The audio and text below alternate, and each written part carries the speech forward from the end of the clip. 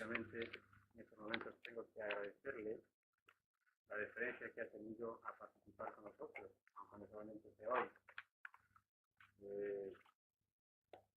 No ha puesto ninguna pega cuando yo me puse en contacto con él, en principio, y muy amablemente ha accedido a asistir con nosotros, y realmente considero que es muy importante, importantísimo que para nosotros, personas que de alguna forma tratamos de saber, de conocer, de aprender cada vez más, estemos en contacto pues con eminentes médicos, investigadores, y de alguna forma podemos sacar conclusiones que pueden ser altamente positivas para nuestra vida en todos los aspectos. Yo pienso que yo considero que somos de alguna forma seres muy privilegiados, de alguna forma, porque muy pocas personas tienen acceso pues a estar en contacto con personalidades de la categoría del profesor Santiago Ramón y Cajal, y de alguna forma que él va a expresarse, evidentemente de manera que sea algo accesible a nosotros, ya que todos sabemos que la tecnología médica científica no está al alcance de profanos como podemos ser nosotros, ¿verdad? Así que yo simplemente quiero que os unáis en este caso a mí para agradecerle muy cordialmente su presencia con nosotros y que recibamos con un aplauso. Palabras de agradecimiento a Magdalena y a todos ustedes por ofrecerme la oportunidad de estar aquí hoy.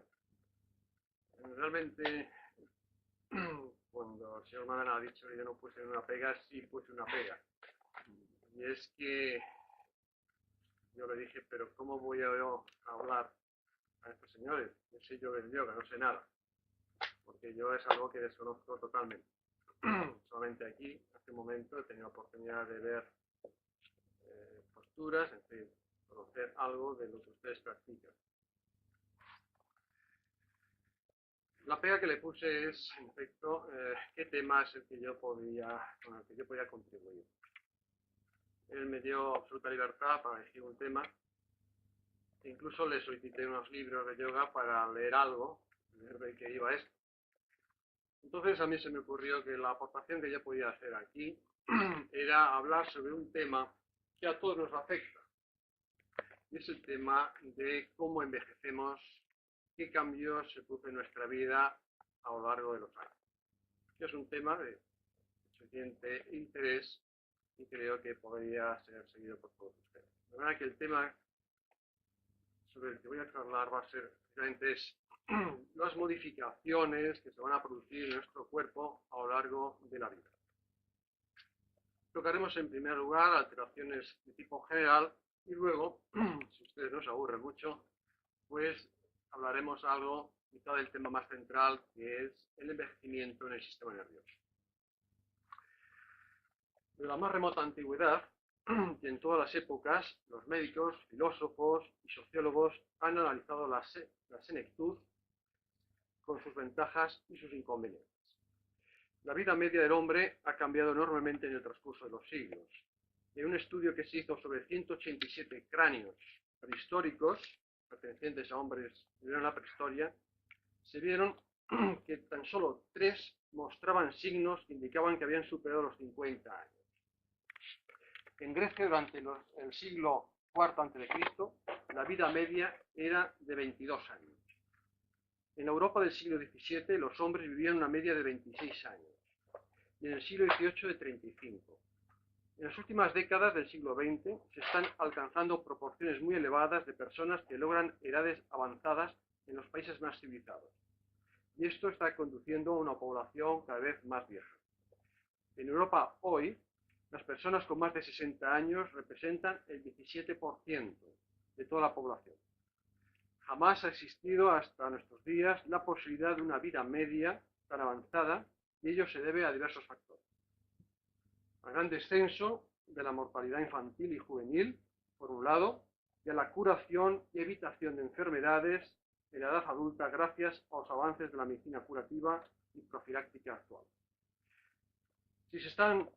Si se evitan las muertes infantiles tan frecuentes en otras épocas, si se combaten eficazmente las infecciones con antibióticos, si se curan diversas y graves enfermedades con la cirugía, si se logran importantes avances en la lucha contra el cáncer y si se logran evitar y controlar la hipertensión arterial, la diabetes y el colesterol en la sangre con medidas dietéticas, higiénicas y medicamentosas, estaremos anulando las principales causas que durante siglos han estado acortando la vida de los seres humanos.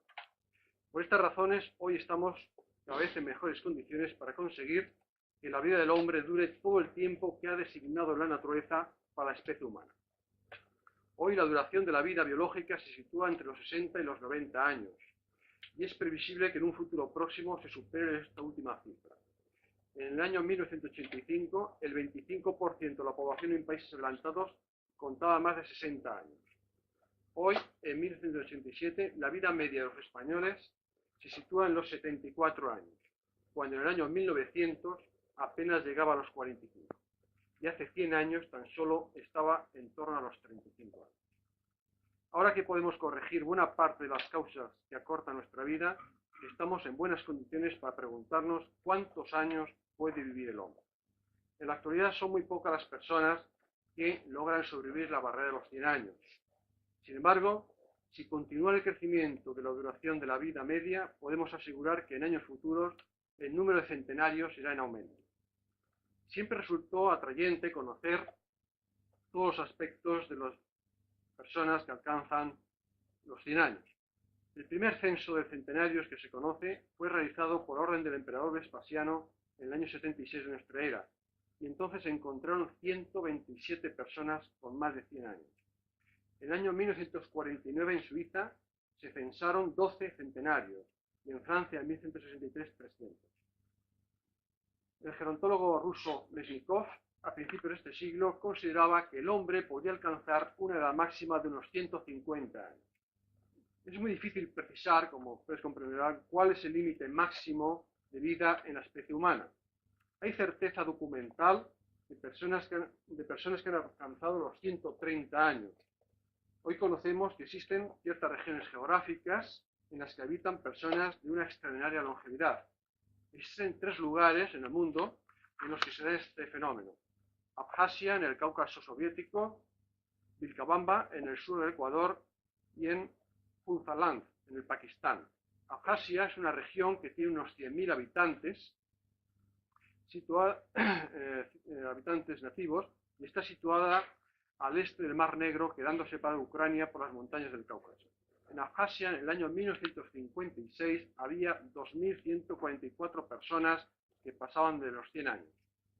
En esta región había un hombre de 124 años y una mujer de 139. Y también aquí se encontraba el hombre que fue considerado en su día como el más viejo del mundo, Shirali Mislinov, con 168 años. La familia Shirali Mislinov es un claro ejemplo del importante papel que juega la herencia en la longevidad. Un hermano había fallecido a los 134 años, otro a los 106. Su madre había fallecido a los 110 y su padre a los 120. Shirali Mislinov, al morir, dejaba a su tercera esposa una niña de tan solo 107 años. Los abjasianos conservan la dentadura hasta después de los 100 años, y no es raro que los centenarios lleguen a ser padres. Hay mujeres que han dado a luz a los 60 años. Científicos interesados por conocer sus costumbres han encontrado que los habitantes de Abjasia comen muy poco, consumen 1/3 menos de calorías que los occidentales y están muy delgados. Sus alimentos son cereales, leche, legumbres, frutas, miel, abundante ajo y evitan las grasas. Mucho podríamos aprender los occidentales de estas costumbres dietéticas. Las enfermedades cardiovasculares, que son la primera causa de muerte de los habitantes del mundo occidental, podrían disminuir muchísimo si imitásemos a los abjasianos. Nuestra alimentación hipercalórica, tan rica en grasas animales, repercute tan nocivamente en las arterias de nuestro cuerpo que favorece la aterosclerosis y las consecuencias acortan mucho nuestra vida. Pero aparte de la importancia de la alimentación, la constitución genética es probablemente el factor más importante que influye en la longevidad de las personas. Los límites extremos de la longevidad, los 110, 130 años, son alcanzados por personas dotadas genéticamente para ello, independientemente de las razas y del medio ambiente. Así, por ejemplo, un centenario chino vive en un ambiente muy diferente al centenario sueco. Por otro lado, es bien conocido que en determinadas familias son varios los miembros que alcanzan edades octogenarias. Todos los seres vivientes envejecen y aunque a los humanos nos parezca que nuestra vida es muy corta, si la comparamos con la de otros animales, tendremos que reconocer que no nos va de todo tan mal. Vivimos más tiempo que la mayoría de los mamíferos. La ballena no suele sobrepasar los 50 años. Los caballos y el ganado vacuno ya son viejos a los 40. Los gatos no pasan los 30 y los perros no superan los 20. Los mamíferos pequeños, a los 2 o 3 años, ya son viejos. Solo el elefante nos supera en longevidad. Entre las aves, las águilas pueden vivir 80 años y los loros y buitres pueden alcanzar los 100. Entre los peces, el esturión ruso puede alcanzar y superar los 100 años. Ve que en Rusia todo dura mucho tiempo. Un esturión de 700 kilos probablemente ha vivido unos 200 años. Pero los campeones de la longevidad son sin duda las plantas. Semillas de loto de 230 años han dado fruto y en Estados Unidos se encuentran coníferas que superan los 2000 años de antigüedad. Y esto comprobado científicamente. Pero volvamos al hombre. Como ya hemos comentado, las expectativas de vida desde la prehistoria a nuestros días han aumentado de 20 a 70 años. Pero la decadencia física propia del envejecimiento sigue su curso y la ciencia médica, por muy perfeccionada que se encuentre en estos días, no ha logrado aún paralizar el fenómeno del envejecimiento. Voy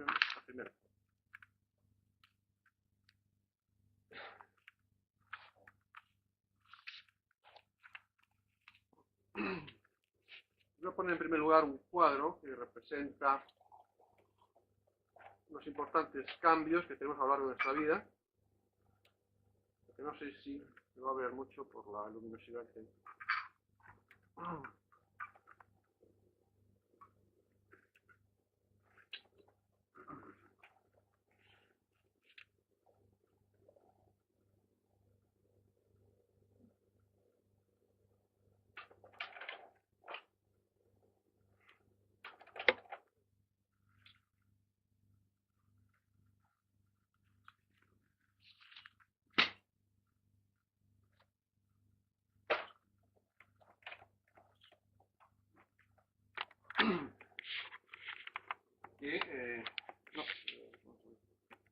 Vamos a dejarlo. Diferentes cambios en nuestra morfología externa a lo largo de nuestra vida. A los 20 años hay plenitud física. La piel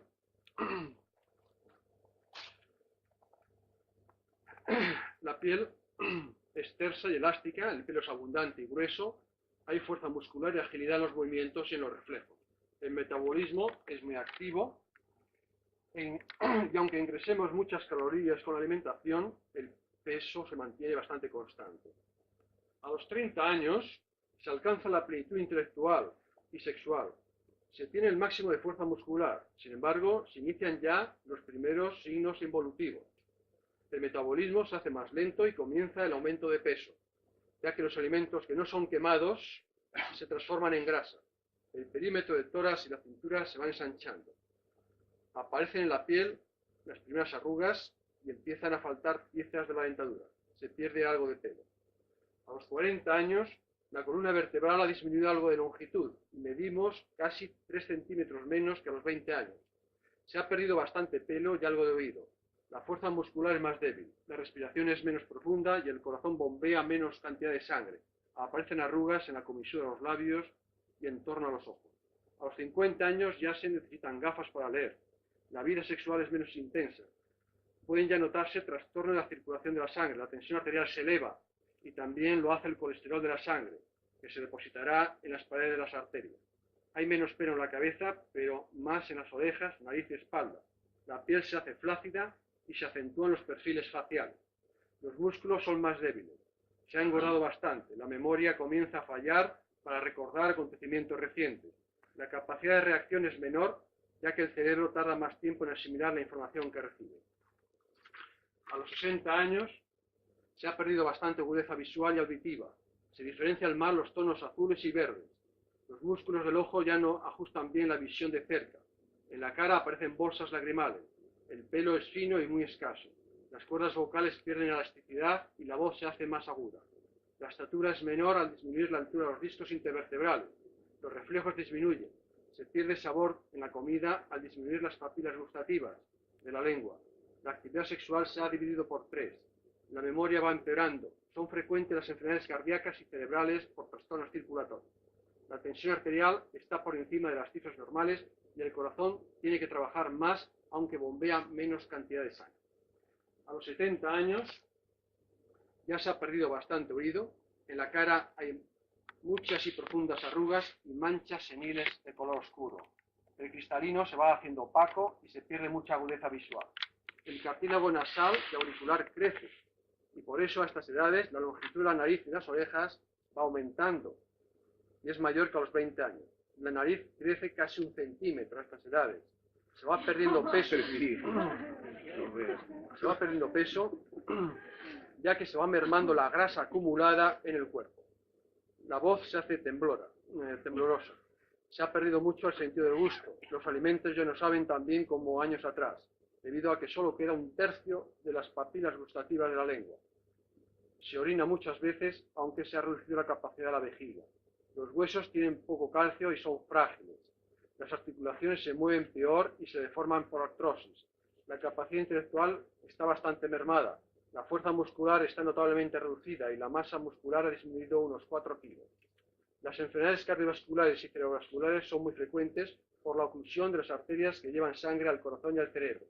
La voz es mucho más aguda al perder elasticidad de las cuerdas vocales. El pelo se cae de las sienes y el deterioro intelectual es cada vez mayor. En la siguiente fotografía, que pertenece a una cara muy conocida de todos los españoles, creo que refleja muy bien el paso del tiempo. Vean cómo era Dolores Barruri de joven y cómo está en la actualidad. Observen la flacidez de la piel. Está peor en persona. Que haya envejecido todavía más. Yo creo que sí, ¿eh? Observen las arrugas de la cara, las manchas, llaman queratosis seniles, que aparecen manchas oscuras. No, las bolsas lagrimales. Bueno, hasta la flacidez de la piel hace de que cuelgue lo que llamamos papada, etc. Bien, puede apagar.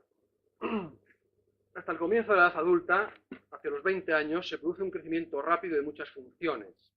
Después, el desarrollo de estas funciones se detiene y se modifica, entrando en un declinar gradualmente lineal hasta la vejez. El envejecimiento es el deterioro progresivo más o menos precoz, más o menos generalizado de las diversas funciones de cada ser viviente. Es un fenómeno natural y no debe ser considerado como un proceso patológico, aunque el anciano está más predispuesto a ciertas enfermedades. El envejecimiento es un fenómeno universal que varía en su periodo de aparición de un tejido a otro, de una especie a otra y por una especie dada de un individuo a otro. La experiencia diaria demuestra que 2 personas que tengan la misma edad cronológica, la edad aparente y la edad fisiológica pueden ser muy diferentes. Vamos a pasar ahora a comentar las alteraciones generales más importantes que se deben al envejecimiento. En la senectud se producen cambios de tipo regresivo y de intensidad variable en la mayoría de los tejidos y de las vísceras. Algunos de estos cambios son comunes a todos los órganos, como ocurre con la llamada atrofia senil. La atrofia senil consiste en una disminución del tamaño y del peso de los órganos, debido a su vez a la reducción del tamaño y del número de sus células. Las causas que provocan estos cambios son mal conocidas. Probablemente influye la falta crónica de suficiente llegada de sangre, al irse poco a poco cerrando los vasos sanguíneos con la edad. Esta atrofia se acompaña en algunos órganos de fibrosis senil, que se caracteriza por una superabundancia de tejido conjuntivo fibroso, de manera que a medida que se van quedando los órganos más pequeños, va aumentando la grasa en ellos y el tejido conjuntivo fibroso. A estos cambios hay que añadir los depósitos de un pigmento de color marrón dorado en el interior de las células, que se conoce con el nombre de lipofuchina o pigmento de desgaste. Se llama así pigmento de desgaste porque se va acumulando a lo largo de nuestra vida en las células. Se ha llamado, bueno, este pigmento aparece en el interior de las células como gránulos de color marrón oscuro y se encuentran sobre todo en las células nerviosas, células del hígado y células del corazón. Había una fotografía, pero creo que no se va a distinguir bien, de este pigmento.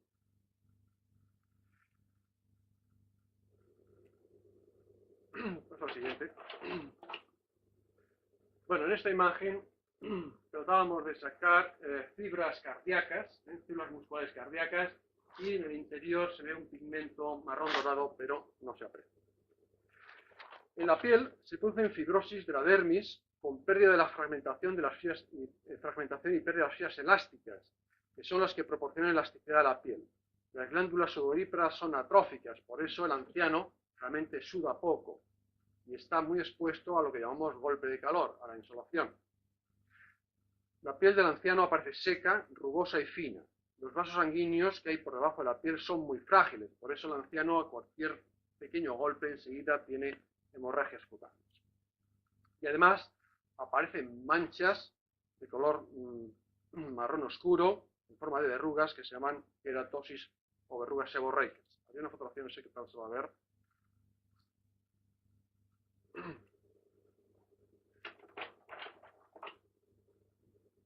Bueno, esto corresponde a la imagen del páncreas de una persona de 90 y tantos años, en la que se puede apreciar cómo el tejido pancreático, que es esta zona más oscura, de aquí, va siendo reemplazado por una proliferación de tejido graso, que son todas estas zonas más claras. Esto es lo que llamamos infiltración adiposa de la vejez. Los órganos se van atrofiando, pero a su vez van siendo ocupados cada vez más por tejido fibroso y tejido adiposo. Vamos, siguiente. Y estas son las llamadas queratosis o manchas seniles, muy comunes en personas de edad avanzada. Aparecen en la cara, aparecen en las manos, pueden aparecer en el tórax. No tienen más importancia. En el esqueleto, la atrofia senil conduce a la osteoporosis. Las trabéculas del hueso se hacen más delgadas debido a que las células que forman el hueso van perdiendo su función. Esta osteoporosis hace que los huesos sean frágiles, rompiéndose con facilidad. Son muy comunes en el anciano las fracturas de cuello de fémur por caídas al suelo. Las vértebras se deforman disminuyendo de tamaño. Es una de las razones por las que nuestra columna vertebral va reduciéndose de longitud. Además, la columna vertebral del anciano se tuerce hacia adelante y hacia los lados, la llamada cifosis y cifoescoliosis, lo que limita sus movimientos.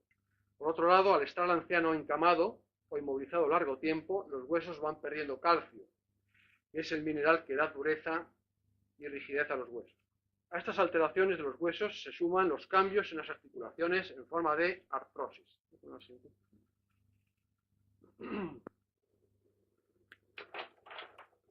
Bueno, en esta fotografía se ven las trabéculas del hueso en una persona también de edad avanzada.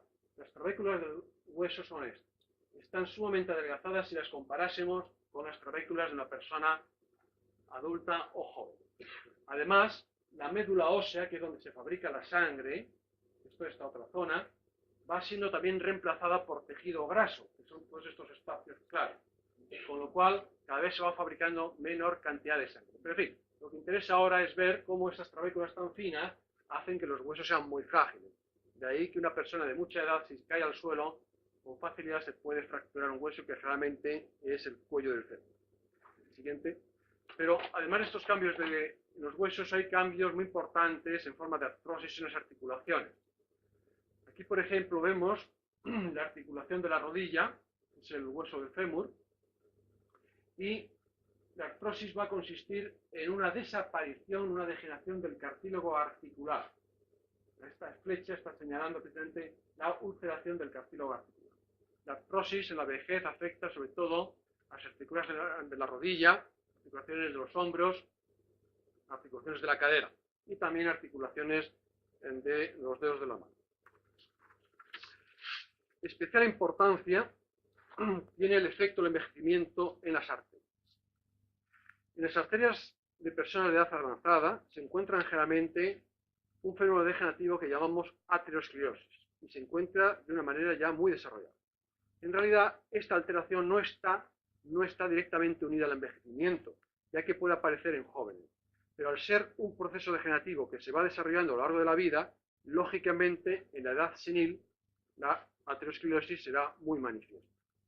La aterosclerosis consiste en el depósito de material graso, sobre todo colesterol, y tejido conjuntivo fibroso en la pared de las arterias principales del organismo. O sea, la aorta, que es nuestra arteria principal, y arterias de tipo vísceras. Este depósito de grasa y de tejido fibroso forma una elevación o en forma de placa en la cara interna de las arterias, o sea, la cara que está en contacto con la sangre. Y lo llamamos placa de aterosclerosis. Estas placas son multifocales, de tal manera que a lo largo de nuestra aorta aparecen multitud de placas que están en diferente estadio evolutivo. Hacia los 30 años, estas placas son poco elevadas y poco numerosas, pero a partir de los 45 o 50 años aumentan en número e intensidad, de tal manera que en la vejez se encuentran en una fase ya muy avanzada, dando lugar a úlceras en la superficie interna de las arterias y depósitos de calcio, con lo que las arterias de los ancianos se hacen tortuosas, una trayectoria muy tortuosa y además duras.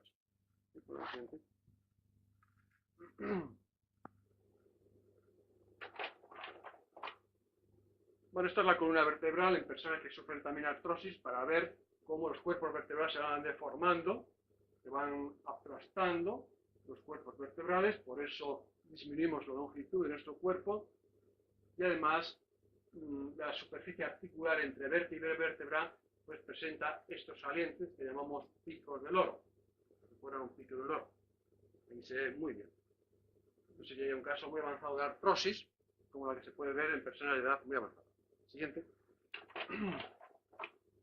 Bueno, vamos a ver ahora una serie de imágenes de cómo se va a ir produciendo la aterosclerosis. Esta arteria, que la hemos abierto y extendido y la estamos viendo por su cara interna, es la aorta. Pero la aorta de una persona joven, de una persona de 20 años. Prácticamente no hay lesiones de ateroma, si bien ya pueden aparecer ciertas manchas amarillentas que casi no hacen relieve. Se estarán ustedes preguntando estos orificios qué son. Estos orificios son la salida de las arterias intercostales. La aorta va de arriba abajo y le van saliendo ramas colaterales que son nuestros orificios. Pero en fin, lo importante es que vean cómo cuando se es joven, cuando se tiene 20 años, prácticamente no hay placas de ateroma. Siguiente. La aterosclerosis, cuando se estudia al microscopio, consiste en esto. Aquí lo que ven en rojo es sustancia grasa, se ha teñido con un colorante especial que hay para ello.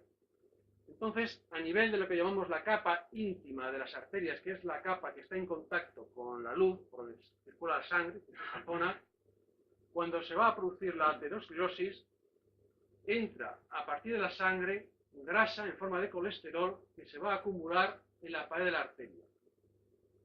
Y esta grasa provoca una proliferación de tejido conjuntivo fibroso, que aquí no destaca bien, y al final vamos a tener una elevación en forma de meseta, que es lo que llamamos placa de aterosclerosis. Esto ya comienza alrededor de los 40 años, y de ahí en adelante estas placas cada vez serán más desarrolladas, serán más prominentes, imagínense una meseta cada vez más elevada, y además van a ser más extensas a lo largo de la arteria principal de la aorta y arterias principales, entendiendo por arterias principales las arterias que van sangre a las vísceras, arterias que van sangre al cerebro, arterias cerebrales, arterias coronarias, que van sangre al corazón, las arterias de las extremidades. Siguiente.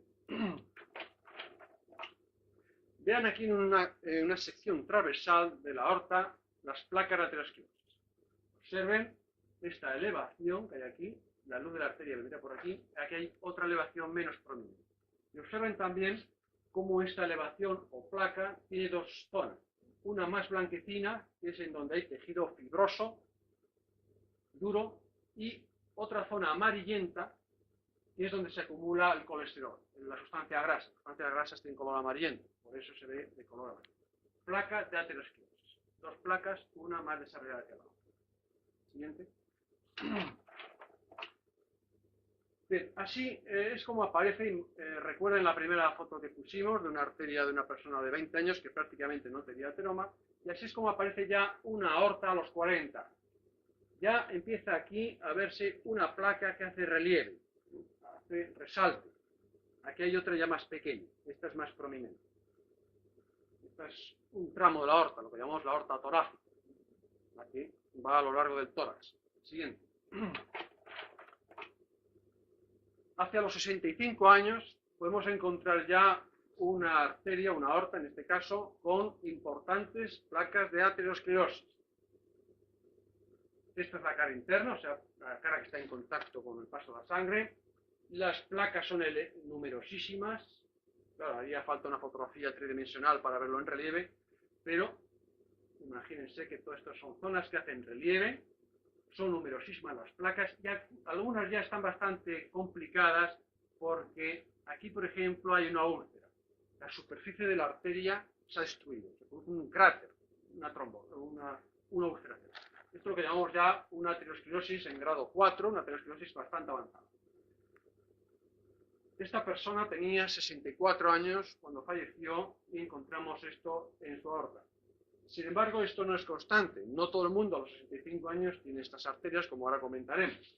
Porque, si bien la aterosclerosis todos a lo largo de nuestra vida la vamos a desarrollar, no lo desarrollamos con el mismo grado de intensidad. Por ejemplo, la hipertensión arterial, la diabetes y una alimentación muy rica en grasas animales, muy rica en colesterol, favorecerá el desarrollo de la aterosclerosis, de tal manera que una persona que sea hipertensa, aunque no tenga más que 30 años, podemos encontrar este grado de aterosclerosis. Y en cambio una persona de 60 o 70 años que no sea hipertensa, que se haya cuidado de no ingerir excesiva cantidad de grasas animales, o que no tenga diabetes, pues a lo mejor tiene una aorta equivalente a la de una persona de 40. De manera que hay muchas variaciones en este sentido. Siguiente. Y esta ya es una aorta de una persona que tenía 91 años. Si esto lo pudiésemos tocar, notaríamos una arteria que es casi como un tubo de plomo. Está totalmente rígido debido a grandes depósitos de cal. Además, observen ya que la trayectoria empieza a ser tortuosa y muy rígida. Esto está totalmente rígido porque se ha calcificado la totalidad de la pared de la arteria. Estas son ya las arterias de las ilíacas, las arterias que se dirigen a cada pierna.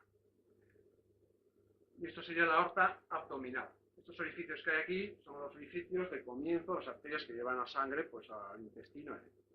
Aquí ya se ven extensas úlceras, porque ya es un grado muy avanzado de aterosclerosis, las placas ya están ulceradas y además calcificadas, ya es un caso muy avanzado de cáncer. Esto se encontró en una persona de 90 años, pero a veces este mismo grado de aterosclerosis lo encontramos ya a los 50, si coincide lo que yo decía antes, si se trata de una persona que es diabética o que tiene hipertensión. Bien, la aterosclerosis tiene una gran importancia, ya que afecta a la aorta y a las arterias que llevan sangre a órganos vitales, como el corazón, los riñones y el cerebro. Como las placas de aterosclerosis pueden obliterar las arterias de estos órganos, se podrán producir infartos en corazón y en cerebro.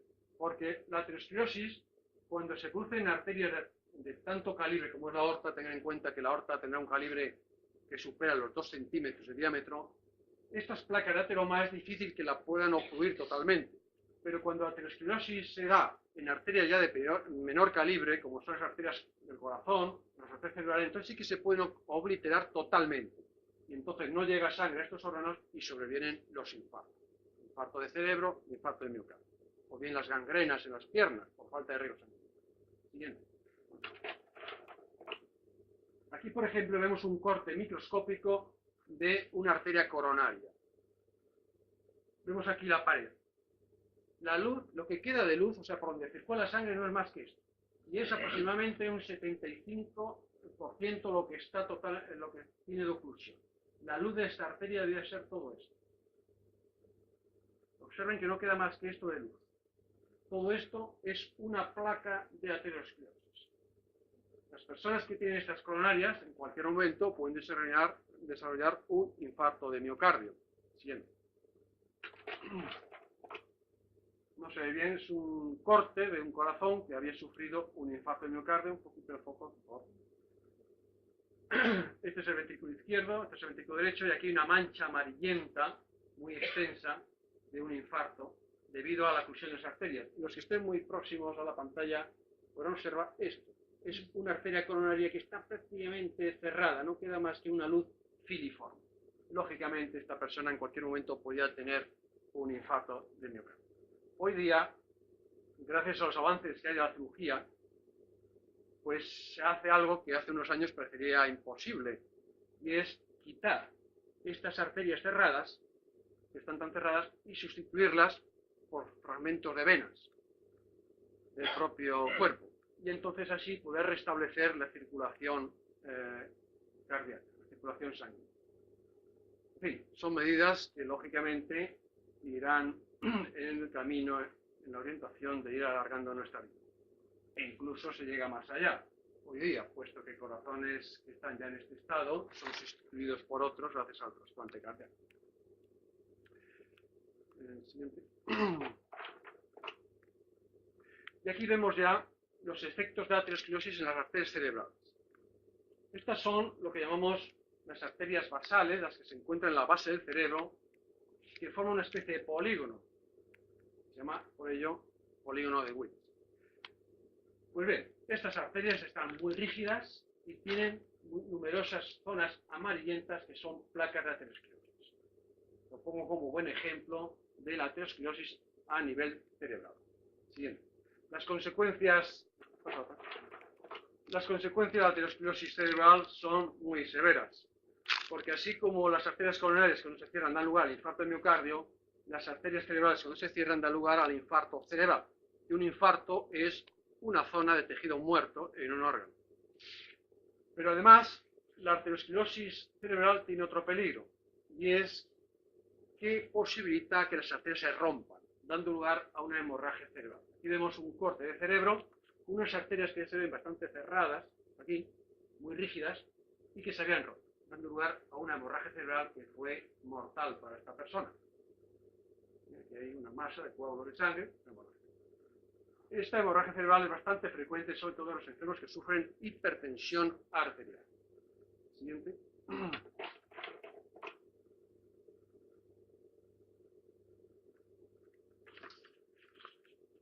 Pero, además, el cierre de las arterias coronarias, además de poder provocar un infarto de miocardio, va provocando una fibrosis, una atrofia del músculo cardíaco. Entonces, aquí vemos el tejido muscular cardíaco, esta zona más oscura, y observen zonas más pálidas que consisten en proliferación del tejido conjuntivo fibroso. Esta fibrosis del músculo cardíaco se ve con bastante frecuencia en la vejez. Por eso la función cardíaca va decayendo con los años. Paso al siguiente. Bien, ahora quisiera comentar algo sobre el envejecimiento en el aparato respiratorio. En la vejez es bastante común la disnea de esfuerzo, es decir, la situación de fatiga al hacer ejercicio físico.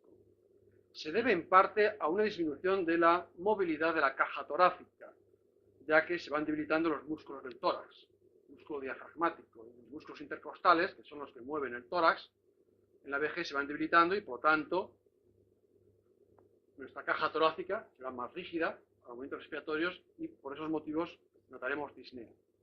Pero también, en parte, la disnea se debe a alteraciones en el pulmón, el llamado enfisema senil.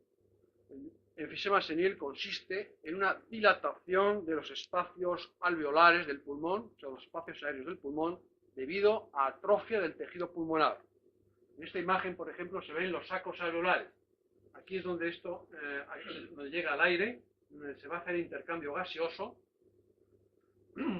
Estas finas trabéculas que vienen por aquí son los tabiques, o sea, el tejido pulmonar, los septos alveolares. En estos tabiques es donde se sitúan los capilares sanguíneos y donde se va a desarrollar el intercambio gaseoso. Pues bien, en la vejez, estos espacios aéreos, que llamamos sacos alveolares, se dilatan, el tejido pulmonar va perdiendo elasticidad por atrofia. Es lo que llamamos enfisema senil. Y este enfisema senil, junto con la rigidez en la caja torácica, es lo que hacen de que el anciano enseguida se fatigue. A los 30 años el volumen de la inspiración es de 5,6 litros, a los 40 de 5,1 y a los 70 de 2,8. Modificaciones en la función renal. La función de los riñones en el envejecimiento es cada vez menos eficaz. Se debe en parte a una disminución de la cantidad de sangre que llega a los riñones por el debilitamiento del corazón senil, y también se debe a que se van cerrando las arterias de pequeño calibre del riñón, por un proceso llamado arterioloesclerosis.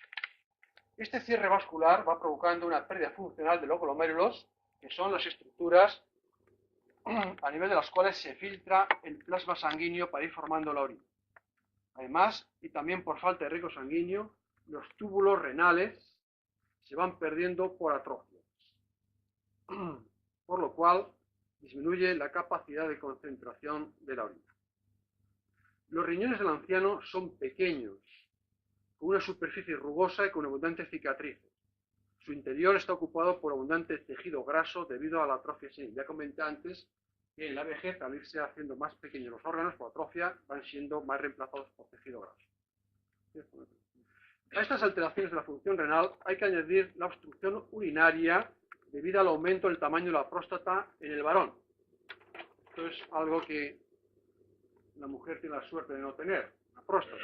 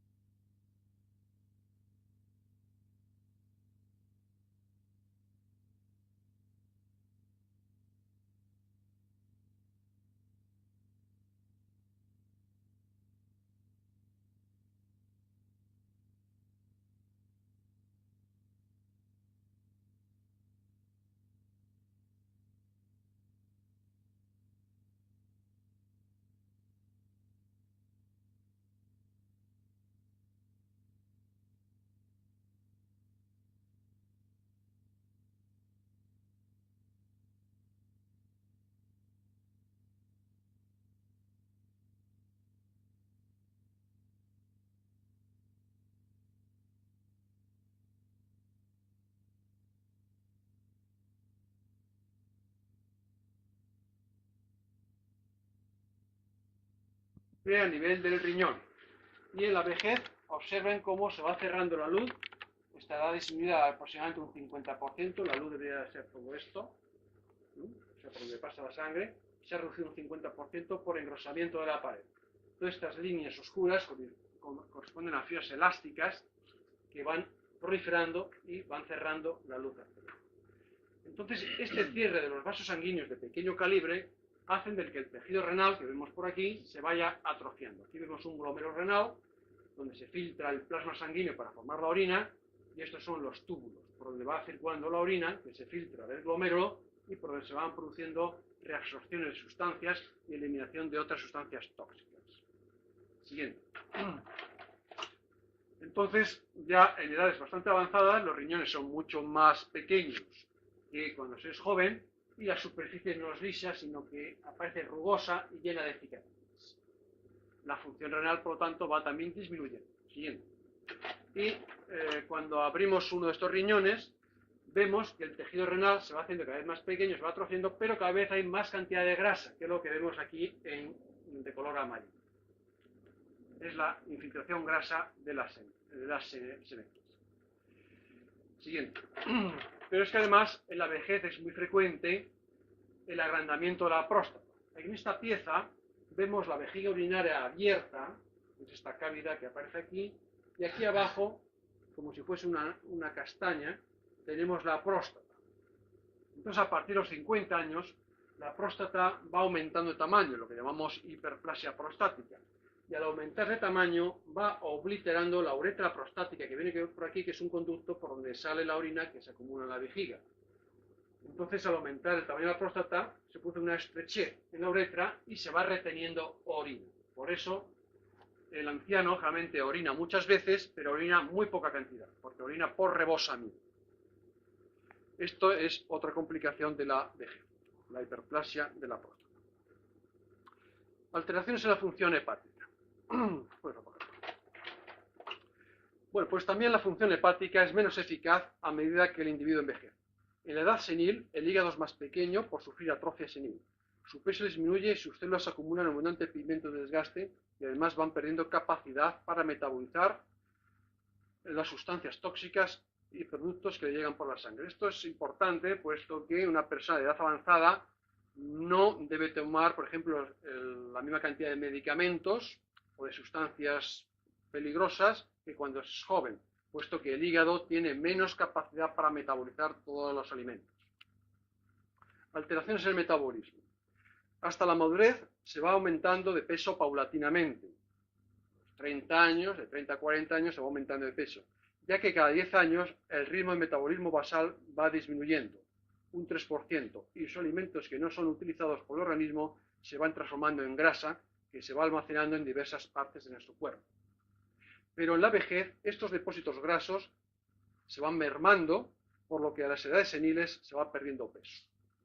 Alteraciones en los órganos de los sentidos.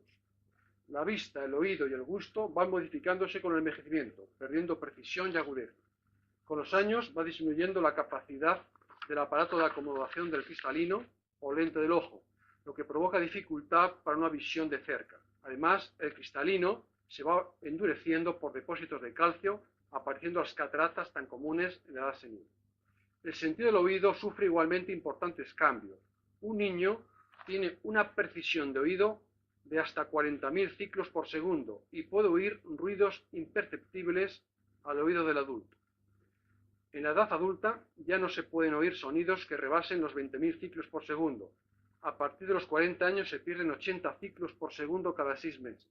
En parte, esta disminución funcional se debe a la decadencia progresiva de las células auditivas del oído interno. Los ambientes ruidosos aceleran la pérdida del oído.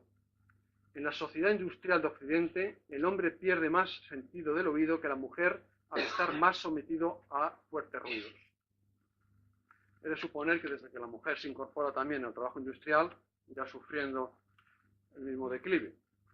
El sentido del gusto igualmente sufre disminución con el envejecimiento. En el niño hay papilas o receptores gustativas en el cielo del paladar, en las paredes de la garganta y en la superficie central de la lengua. A los 10 años de vida solo quedan en el borde de la lengua. y en la vejez solo permanecen 1/3 de las papilas gustativas linguales. Por este motivo, en la edad senil, los alimentos ya no saben tan bien como en años jóvenes. La sexualidad va disminuyendo gradualmente con la edad, aunque existen muchas variaciones. La actividad sexual puede seguir siendo considerable en parejas de 60, 70, 80 e incluso 90 años. Los ovarios de la mujer se atrofian a partir de la menopausia, haciéndose sumamente pequeños, pero los testículos pueden presentar actividad funcional aún en edades muy avanzadas. Voy a poner la siguiente, por favor. Voy a poner dos imágenes histológicas, microscópicas, del tejido testicular. Es una pena, no se ve bien. Esta corresponde a un hombre de 73 años, donde los tubos espermáticos, donde se elabora el esperma o el semen, prácticamente presentan una intensa atrofia. Estos tubos ya no pueden elaborar, no pueden dar lugar a espermatozoides. Pero para que vean la gran diferencia que hay en esto, en la siguiente imagen ya corresponde a un corte microscópico de un testículo de un hombre de 94 años, aún pueden verse células que son los precursores de los espermatozoides. No son espermatozoides, pero sí son espermátides. Incluso es posible que exista todavía algún espermatozoide. Y esto a los 94 años. Por tanto, hay muchísima variación en este sentido. A los 79 años se encuentran espermatozoides en el semen del 68,5% de los hombres. Y en algunas regiones del Cáucaso hay hombres que han sido padres pasados los 100 años. La fuerza muscular se va perdiendo potencia con el envejecimiento y los músculos en la edad senil han perdido, como ya he comentado, 4 kilos de peso. Las fibras musculares, las fibras musculares son reemplazadas gradualmente por tejido fibroso. La siguiente. Esto es un corte transversal de un músculo de una pierna. Esto corresponde a las células musculares, que son de contornos redondeados, y aunque aquí no se ve bien, entre estas fibras musculares hay esta otra zona más de color violáceo, que es tejido conjuntivo fibroso. De manera que en la vejez, el tejido conjuntivo fibroso, el tejido de sostén, va reemplazando a las fibras musculares que se van perdiendo. Pues apagar. Bien, y una vez que les he comentado los aspectos más generales del envejecimiento de esos órganos, paso a comentar las repercusiones que tiene la edad en el sistema nervioso.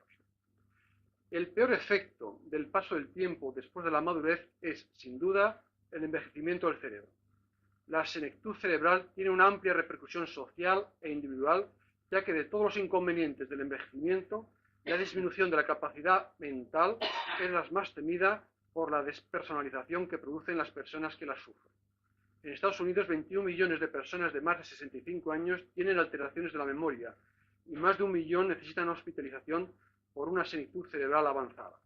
Si tenemos en cuenta que una mayor longevidad se suele acompañar de un descenso de la capacidad intelectual que puede llegar a la demencia, podremos considerar que en las próximas décadas se plantearán serios problemas sociales y sanitarios, ya que para el año 1990 se calcula que la longevidad media se habrá alargado de un 10 a un 20%.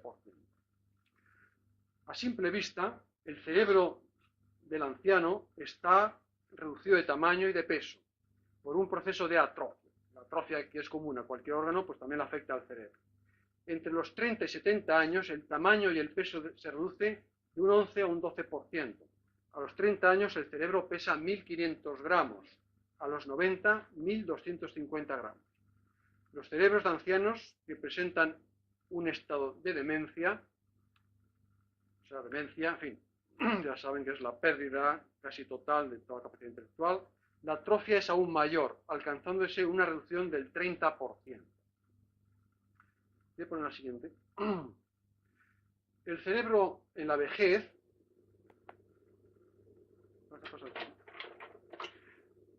Bueno, esta es una imagen para que comparen. Esta es una imagen de un cerebro de una persona adulta normal, no de un anciano. El cerebro, una vez que se le quitan las meninges, que es una fina envoltura que lo rodea, muestra esto que llamamos circunvoluciones y esta otra zona que son los surcos cerebrales. Esto sería el cerebro, esto sería el cerebelo, la médula espinal vendría por ahí. Así es como vemos un cerebro en una etapa de edad adulta o edad juvenil. Pues bien, en la vejez todo esto se va a atrofiar.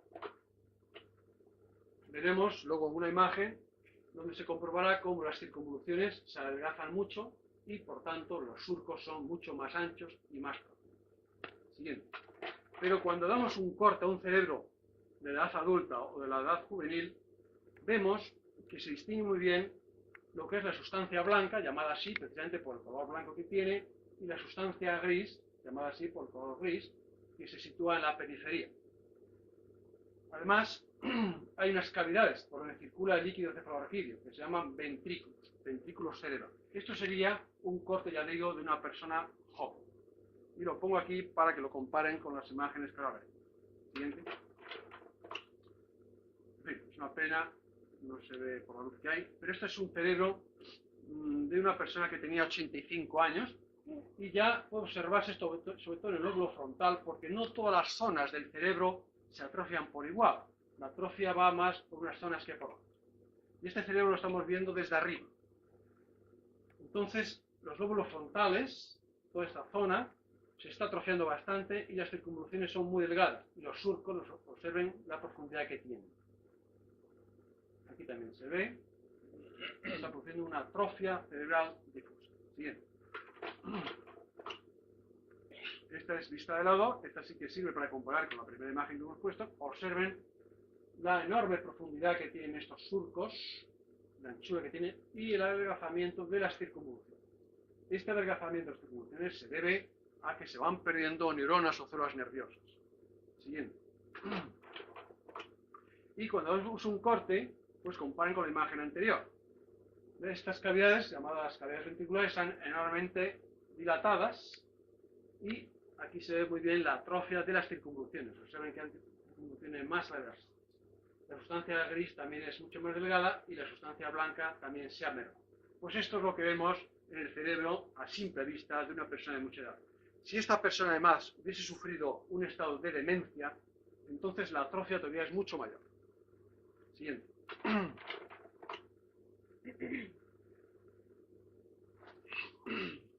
Bueno, esto es una imagen que se la traigo para que observen cómo se ven las arterias cerebrales cuando se es joven o se está en una edad adulta. Son las arterias llamadas arterias basales o del polígono de Willis. Esta es la arteria basilar, aquí sale una serie de ramas y no hay prácticamente placa de aterosclerosis. Estas arterias cerebrales son muy finas y prácticamente dejan ver la sangre que circula por dentro. Pues bien, en las arterias de la edad senil, siguiente, las arterias cerebrales, todo cambia mucho. En primer lugar, la trayectoria es muy tortuosa, porque se van quedando rígidas, y además muestra numerosas placas de ateroma que aquí se ven de color amarillo. De manera que este es un buen ejemplo para que observen cómo es la aterosclerosis en las arterias cerebrales principales, porque estas son las arterias de mayor calibre que hay en el cerebro, las más importantes. Siguiente. Y esto es un corte microscópico de estas arterias en un caso muy avanzado de aterosclerosis. La pared de la arteria corresponde solamente a esto, de tal manera que la luz, o sea, por donde circula la sangre, debería ser todo esto. Y observen que la placa de ateroma la ha cerrado casi en su totalidad. Prácticamente habrá reducido el calibre pues a un 80%. Aquí ocurre lo mismo. Entonces, cuando esto se está produciendo, la cantidad de sangre que circula por este orificio y que llega al cerebro será muy escasa y podrá producirse infartos cerebrales. Siguiente. Otras veces, sin embargo, en las arterias cerebrales de los viejos no se forman placas de ateroma, sino que se produce una rigidez difusa de todo el sistema vascular. La arteria cerebral no se va obliterando, pero sí se va transformando en un tubo bastante rígido. Siguiente. Bien, y luego ya las arterias de menor calibre, las arterias que llamamos de la convexidad cerebral, también van sufriendo engrosamiento de la pared por un depósito de tejido conjuntivo fibroso por fuera de la pared. Esto que aparece aquí es la sangre, estos son los glóbulos rojos. Siguiente. Y las pequeñas arterias, llamadas arteriolas, que ya están dentro del tejido cerebral, pues también sufren engrosamiento de la pared y depósitos de sales de calcio. De manera que en el cerebro de los ancianos, todos estos cambios vasculares los vamos a ir encontrando. Siguiente. Las consecuencias del cierre de estos vasos sanguíneos va a ser la isquemia, o sea, la falta de suficiente aporte de sangre al cerebro. Y cuando se van cerrando los pequeños vasos que hay a nivel de las meninges, o sea, de la convexidad cerebral, se va a producir una importante atrofia isquémica de la sustancia cerebral. Observen aquí qué caso más avanzado de atrofia cerebral. Observen estas circunvoluciones sumamente adelgazadas por falta de riego sanguíneo. Comprueben, por lo tanto, la gran importancia que tiene el aporte sanguíneo al cerebro. Siguiente. Bien, esto por respecta a los cambios vasculares, que en la senectud son muy severos. Pero hay otros cambios muy importantes también en el envejecimiento cerebral. Y es la pérdida gradual de células nerviosas o de neuronas. Todos nacemos con una dotación de células nerviosas que ya no pueden ir aumentando el número, puesto que la célula nerviosa es una célula que no puede proliferar. Entonces, lo único que va a ocurrir es que estas células nerviosas las vamos a ir perdiendo a lo largo de la vida. Esto corresponde a un corte microscópico que muestra células nerviosas o neuronas, que suelen tener la forma piramidal o de pera.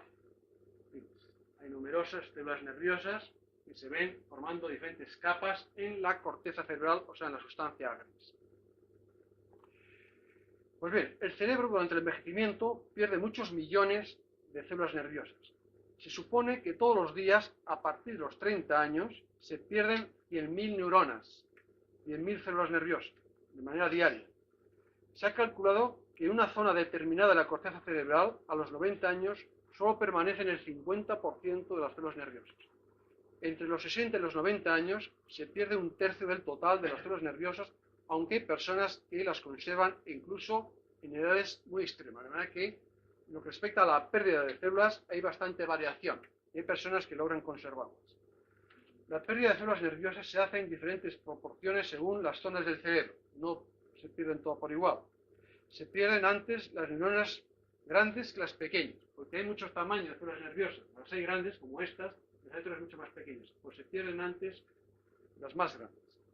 Las células de Purkinje que hay en el cerebelo, siguiente por favor. Las células de Purkinje son unas células nerviosas que tienen este nombre, porque las describió Purkinje, y que se sitúan a nivel del cerebelo. Les pongo esta imagen para que comparen con la siguiente, que corresponde a un corte microscópico del cerebelo. Y aquí se ven estas grandes células, comparen con otras más pequeñas, que son las células de Purkinje, las neuronas del cerebelo. Así es como se puede encontrar en una persona joven o adulta. Siguiente. En cambio, observen que otro cerebelo de una persona de 90 años, creo que tenía 90 y tantos años, pues estas células de Purkinje han desaparecido. Es un buen ejemplo que les traigo para que observen cómo se van perdiendo las células nerviosas. La pérdida de células nerviosas se hace, pero además de la reducción en el número, las células nerviosas presentan también importantes cambios durante el envejecimiento, como es la atrofia de las dendritas y la pérdida de las espinas dendríticas. Bueno, aquí vemos unas células nerviosas unidas con nitrato de plata para poder ver sus largas prolongaciones. La célula nerviosa es una célula que tiene larguísimas prolongaciones fibrilares, sumamente finas. Y muchas de estas prolongaciones se llaman dendritas. Realmente son como ramas de un árbol. La misión que tienen estas prolongaciones en dendritas es la de permitir el contacto entre sí de numerosísimas células y permitir así la transmisión del impulso nervioso. Pues bien, con la vejez, estas prolongaciones o dendritas van mermando en el diámetro, son cada vez más pequeñas.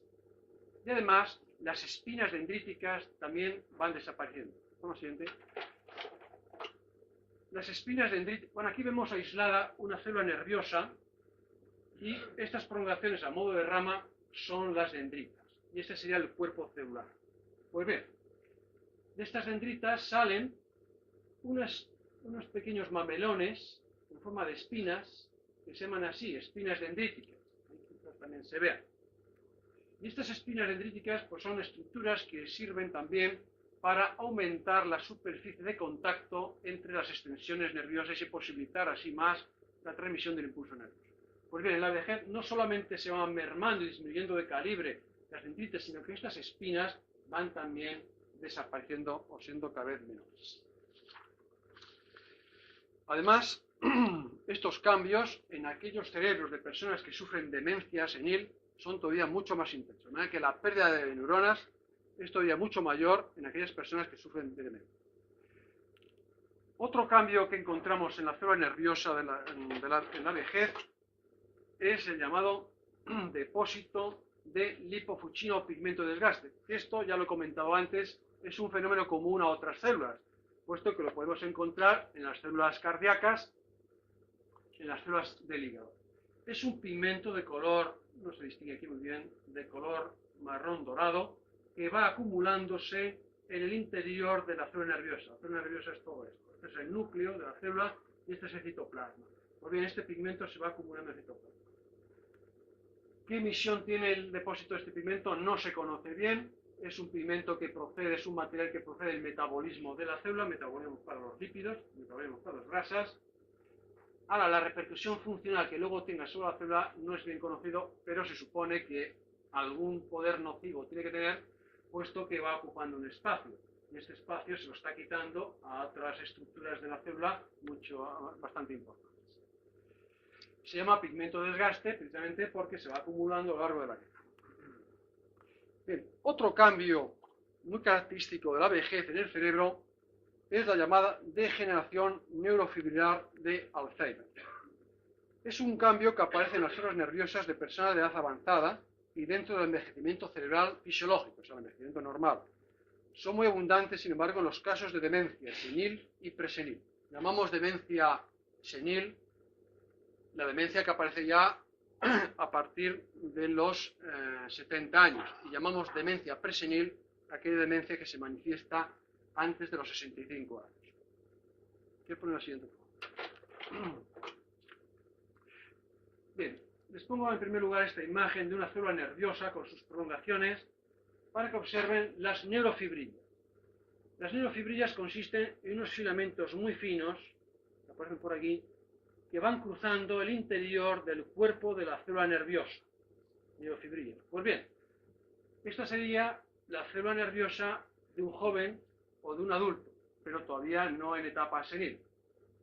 En la edad senil, estas neurofibrillas se condensan y forman toscos filamentos, y es lo que llamamos degeneración neurofibrilar. Siguiente. Aquí vemos, por ejemplo, una célula nerviosa, y estas neurofibrillas observen que forman unos fascículos francamente toscos, muy gruesos, que es lo que aparece aquí de color negro. Esto es lo que llamamos degeneración neurofibrilar de Alzheimer, y es muy característico del cerebro en la época senil. Y otro cambio también típico de la vejez en el cerebro es la llamada placa senil. Siguiente, por favor. La placa senil, un poquito de foco.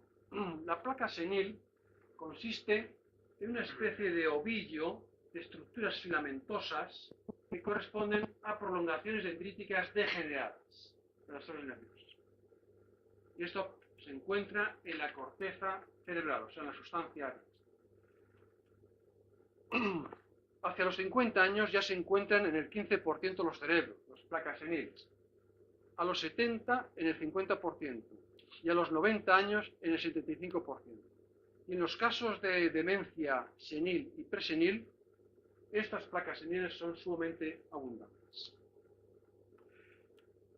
El origen de estas placas es mal conocido y se encuentran también en otros primates, no solamente se encuentran en la especie humana. Bien, hasta aquí hemos visto las más importantes alteraciones morfológicas que se encuentran en el cerebro durante el envejecimiento. Pero debemos preguntarnos ahora qué alteraciones de la función cerebral aparecen en la senectud. El cerebro, como ocurre como en cualquier otro órgano, va perdiendo capacidad funcional con la edad. Hay disminución de la capacidad sensorial a la vista, a la audición y al gusto. También hay importantes cambios en la capacidad psíquica. Las personas de edad senil presentan pérdida de memoria, dificultad para el aprendizaje y desorientación. En casos de envejecimiento patológico, o sea, ya en demencias, se puede llegar a la pérdida total de la capacidad intelectual. Es bien conocido como el anciano tiene escasa memoria para recordar cosas y nombres sobre acontecimientos recientes, mientras que conserva perfectamente los recuerdos de su infancia y su juventud. Esta pérdida de memoria se inicia a partir de los 50 años y se debe a la pérdida gradual de células nerviosas. La capacidad de reacción del sistema nervioso va disminuyendo con la edad y el cerebro tarda más en asimilar la información que recibe. A los 60 años, un movimiento reflejo tarda 4 segundos más en accionarse que a los 20 años. En la vida emocional, el anciano es de temperamento reservado, egocéntrico, con menor temor a la muerte, pero con mayor instinto de conservación de la vida. Tiene un sentido práctico de todo y suele ser hostil a lo nuevo. Es conservador, pero no radical. Hoy se acepta que el envejecimiento apenas produce una pérdida de la inteligencia, si bien la creatividad tiene su plenitud en diferentes etapas de la vida, dependiendo del tipo de trabajo que se realiza. Por ejemplo, los matemáticos y los físicos alcanzan su máximo de creatividad muy jóvenes, hacia los 20 años, y los escritores hacia los 45 y los 50 años. Los que se dedican a las artes plásticas y a la música alcanzan su esplendor en épocas mucho más tardías. ¿Qué fue la siguiente?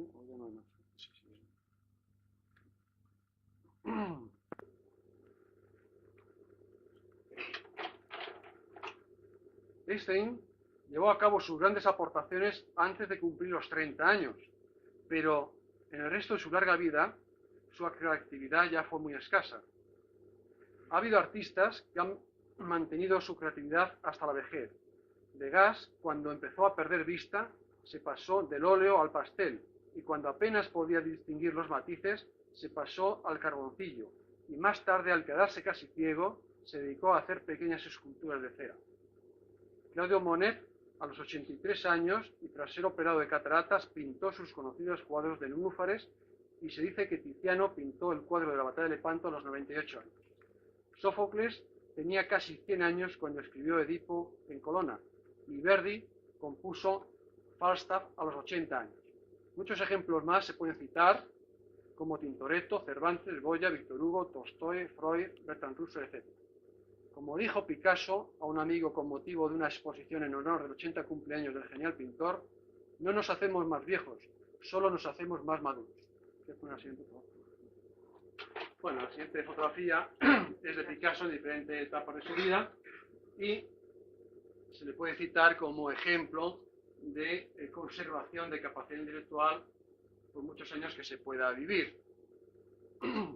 Picasso, a los 80 años, pues seguía pintando y seguía con una gran agilidad mental. Como ha dicho el profesor Rodríguez Delgado, una de las conquistas más importantes de la ciencia médica actual es la prolongación de la juventud personal del hombre. La piel se conserva más tersa, los músculos más activos y la mente conserva su capacidad de sentir, gozar y crear. Es preciso ser jóvenes de cuerpo y espíritu el mayor tiempo posible.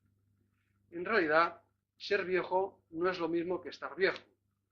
El envejecimiento no está en razón del número de años que se ha vivido, sino de cómo se han vivido esos años. Como escribió Cicerón, el anciano conserva todas sus facultades mentales siempre que no deje de usarlas ni de aumentar. Esto es todo lo que yo quería comentarles. En fin, creo que es un tema que a ustedes pues les toca un poquito de cerca, puesto que creo que, por lo que he notado, la práctica de yoga persigue estar en forma física y también en forma mental. Por lo tanto, creo que servirá para prolongar la vida, pero prolongarla en buen estado. Nada más.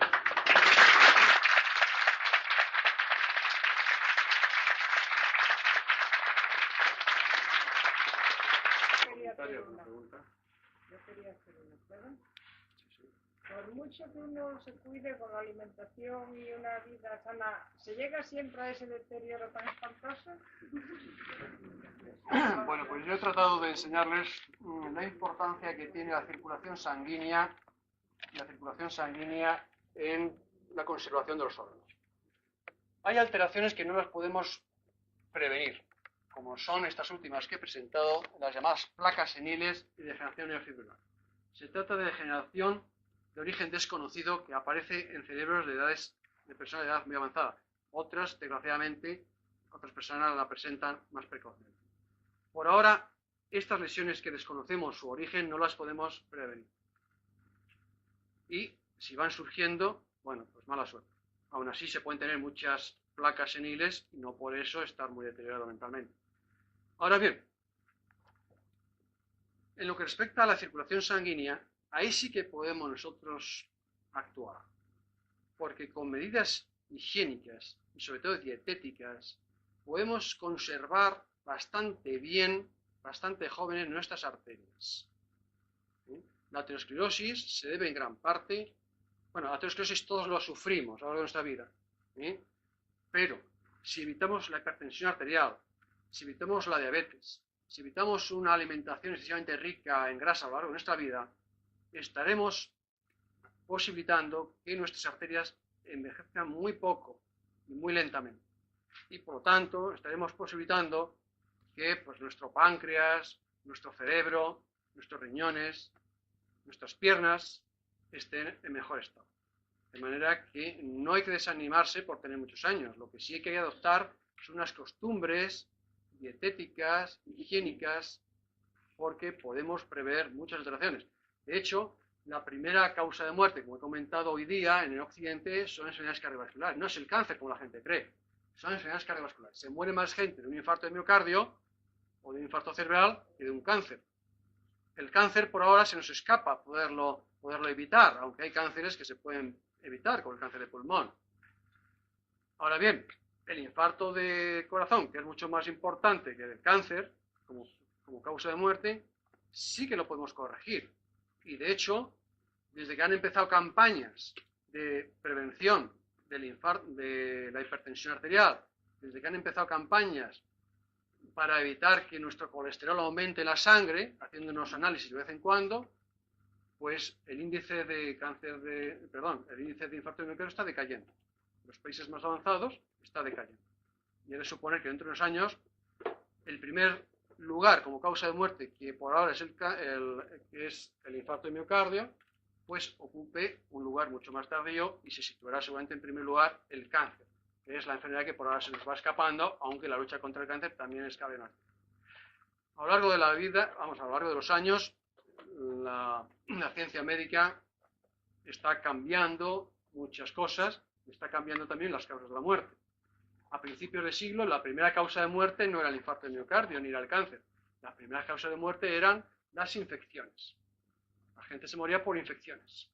Hoy día las infecciones ocupan un lugar muy retrasado como causa de muerte. Están por delante de las infecciones, por ejemplo, los accidentes de automóvil. Eso sí. De manera que se puede hacer mucho con simples medidas higiénicas. Qué maravilla saberlo, ¿no?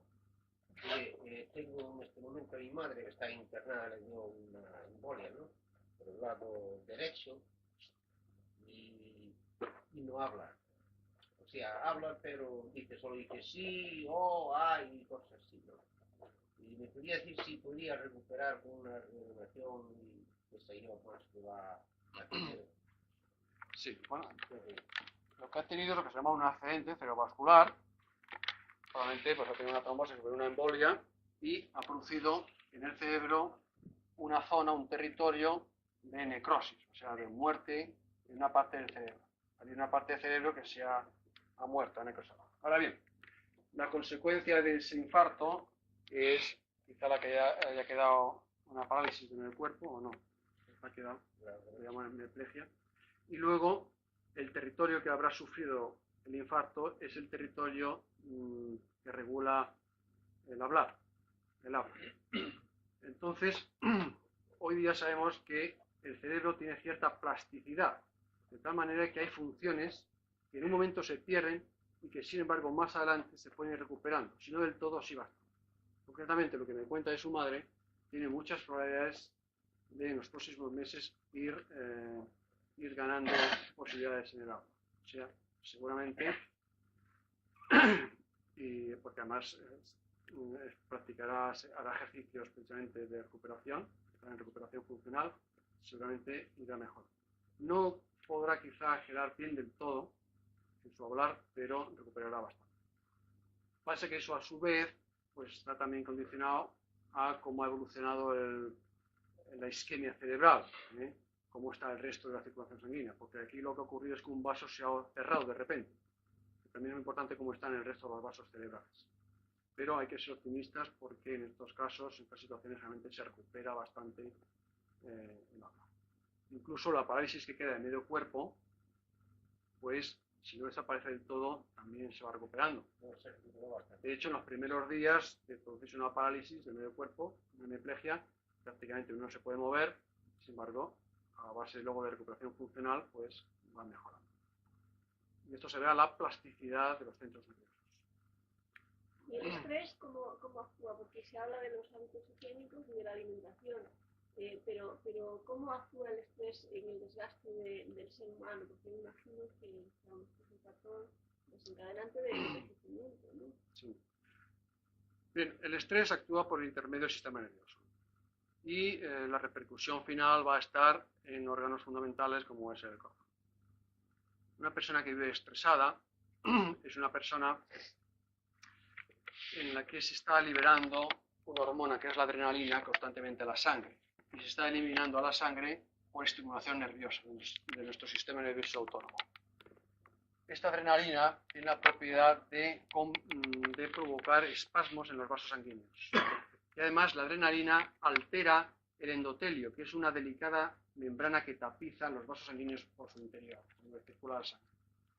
En consecuencia, todo aquello que provoque una liberación excesiva de adrenalina a la sangre, y es lo que ocurre cuando se está estresado, o cuando está constantemente disgustado, etc., después de una discusión violenta, por ejemplo, pues todo aquello que posibilite la eliminación de adrenalina es una hormona que está en las glándulas suprarrenales, pues estará provocando un efecto nocivo sobre las arterias, sean cardíacas, arterias del corazón, sean arterias cerebrales. Esta es la explicación que yo doy para que comprendáis el efecto nocivo que puede tener el estrés sobre órganos vitales. De hecho, una situación de angustia, una situación emotiva muy fuerte, disgusto brusco, pues ha podido provocar en algunas personas un infarto de miocardio y una parada cardíaca. Muchas veces un infarto de miocardio surge después de una discusión violenta. Pues lo que ha ocurrido es que ha habido una liberación masiva de adrenalina, se ha comprimido, se ha producido un espasmo en una arteria coronaria, que a su vez serían arterias coronarias que además ya estaban con mucha aterosclerosis y ha sobrevenido el accidente cardíaco. De manera que el estrés, por mediación del sistema nervioso y por mediación a su vez de hormonas como la adrenalina, las catecolaminas, pues se producen efectos muy nocivos.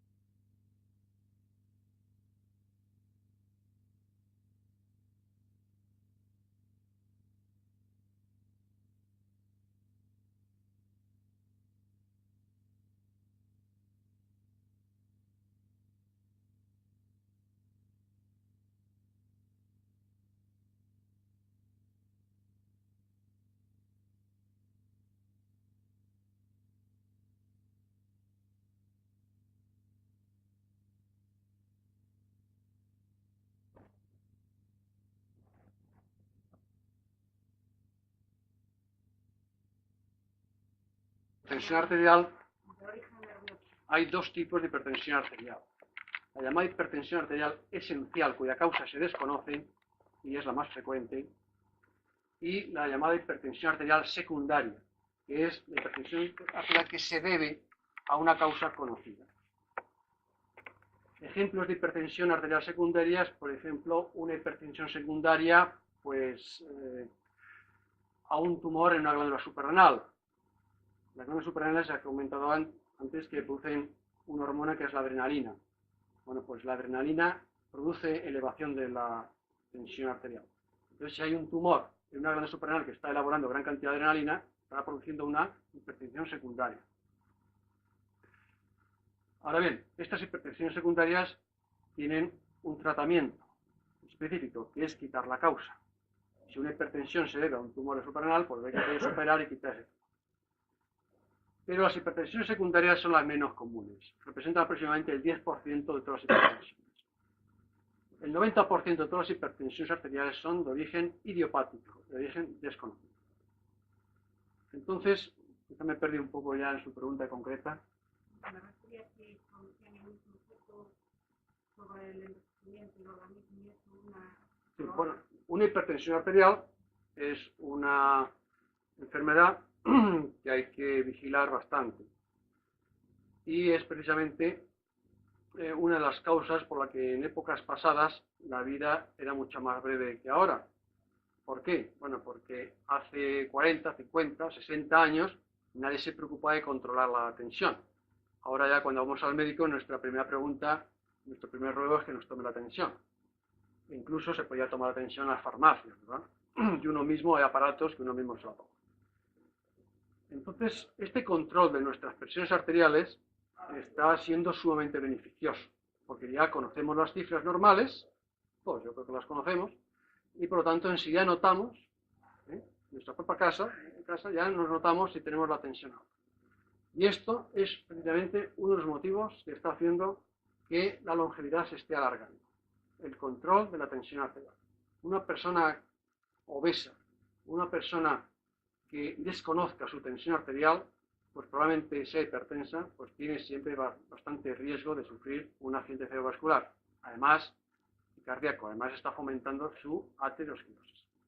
De manera que, concretamente lo que me pregunta, si se controla una tensión arterial, si se la está manteniendo, o bien con una dieta, porque a veces las tensiones arteriales basta con una dieta para mantenerlas en su sitio, o bien con medicamentos, cuando son ya tensiones altas, si se controla, se estará fomentando un estado de salud, puesto que se estará evitando el desarrollo de la aterosclerosis, vamos a evitar el fomento de la aterosclerosis, por lo tanto, se estará evitando el deterioro de nuestras arterias cerebrales y coronarias. Muy bien, la última pregunta, porque... Sí, la última.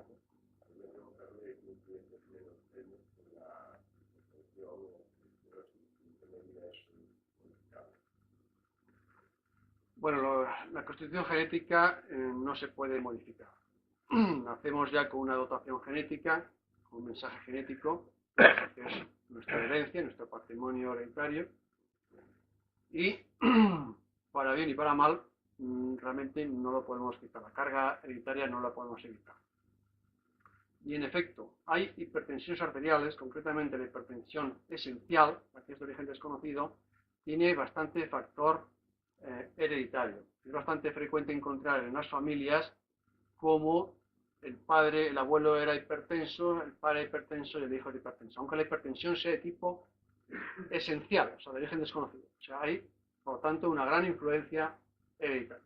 Lo que sí podemos hacer es corregir la hipertensión arterial. Lo que no podemos corregir, por lo menos hasta hoy día, es la carga hereditaria que todos tenemos.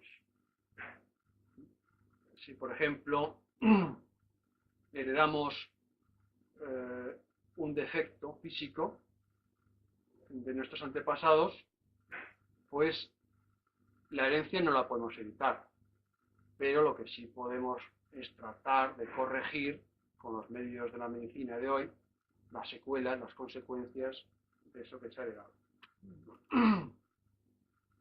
Voy a poner un ejemplo por si alguien no ha entendido esto. Hay ciertas formas de sordera que son hereditarias. Si son hereditarias es porque van en los genes.